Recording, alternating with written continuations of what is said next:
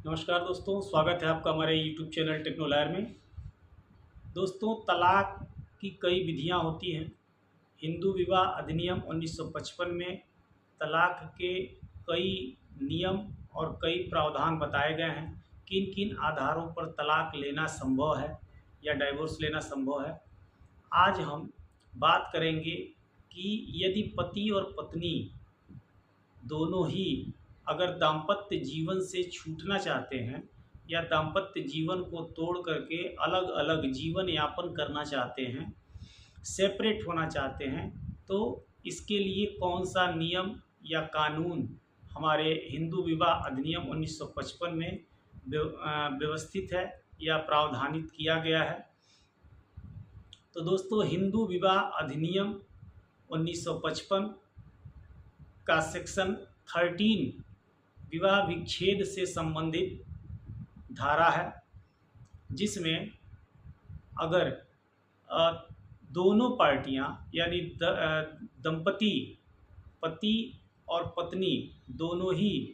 अपने दाम्पत्य जीवन को तोड़ करके अलग अलग जीवन यापन करना चाहते हैं, तो सेक्शन 13B यानी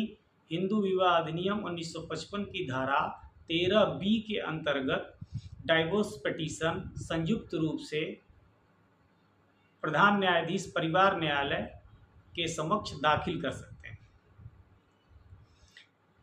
इसमें दोस्तों एक इम्पॉर्टेंट चीज़ ये है कि जो नियम है, जो रूल है, वो ये था कि पिटीशन अगर म्यूचुअल कंसेंट से पति पत्नी दोनों ने कोई तलाक का पिटीशन दाखिल किया, तो इसमें जज द्वारा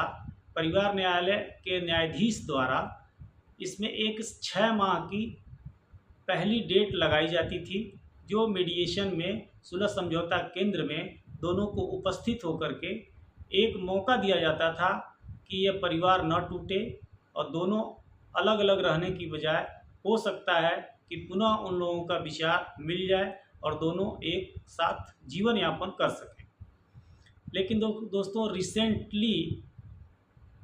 सुप्रीम कोर्ट ऑफ इंडिया यानी सर्वोच्च न्यायालय ने एक मामले में 2 जजों की बेंच द्वारा एक अभिनिर्णय पारित किया, जिसमें अमरदीप सिंह वर्सेज हरवीन कौर के मामले में माननीय सर्वोच्च न्यायालय की 2 जजों की बेंच ने यह साफ किया कि जो 6 मंथ वेटिंग पीरियड होता है, अगर दोनों का म्यूचुअल कंसेंट है, पति और पत्नी दोनों का म्यूचुअल कंसेंट है, तो ज़रूरी नहीं है कि वह डेट दिया जाए, वह समय बर्बाद किया जाए। उस समय को बर्बाद किए बिना भी न्यायाधीश महोदय डिक्री विवाह विच्छेद की डिक्री पारित कर सकते हैं। इस प्रकार दोस्तों, आपने देखा कि पति और पत्नी अगर दोनों ही डाइवोर्स, तलाक या विवाह विच्छेद के लिए प्रिपेयर्ड हैं, सहमत हैं और म्यूचुअल कंसेंट के साथ संयुक्त रूप से डाइवोर्स पिटीशन दाखिल करते हैं, तो न्यायालय भी आपका समय न बर्बाद करते हुए और आपको डाइवोर्स पिटीशन पे निर्णय देती है, डिक्री पारित करती है। यह डिक्री जिस दिनांक को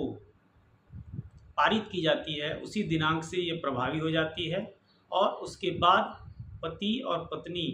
अपना अपना जीवन स्वतंत्र रूप से जीने के लिए स्वतंत्र हो जाते हैं, फ्री हो जाते हैं। तो दोस्तों, अगर हमारी दी हुई जानकारी आपको पसंद आवे तो कृपया हमारे चैनल को अधिक से अधिक लाइक, शेयर और सब्सक्राइब करें। और अगर आप हमारे चैनल पर नए हैं तो इसे सब्सक्राइब करके बेल आइकन बटन ज़रूर दबाएं। धन्यवाद। जय हिंद।